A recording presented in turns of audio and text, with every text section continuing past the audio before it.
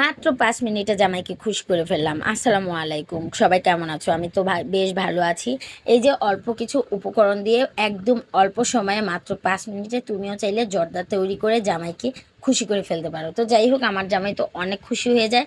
আমি পোলাওর চালটা আগে জর্দা রং দিয়ে এলাচ তারপর লং দিয়ে ফুটিয়ে নিয়েছিলাম। 90% সিদ্ধ করেছি, 10% এই যে রান্নায় হয়ে যাবে। তো প্যানে দিয়ে দিয়েছি তেল।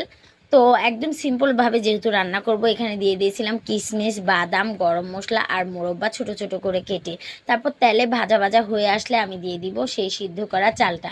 তো এই যে এখন ভালো করে এটা মিশিয়ে নিব।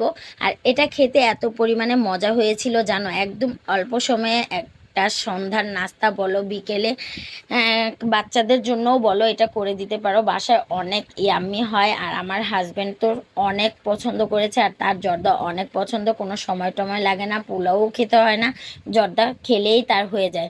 তো যাই হোক, আমি চিনি দিয়ে দিয়েছিলাম তোমার একটু দুধ। তো এখন ভালো করে নেড়ে চেড়ে ঢেকে দিব। এই যে আমার জর্দাটা হয়ে গিয়েছে। অবশ্যই বলবা কেমন হয়েছে, তোমরাও ট্রাই করতে পারো। যদি ভিডিওটা ভালো লাগে অবশ্যই লাইক করে দিও।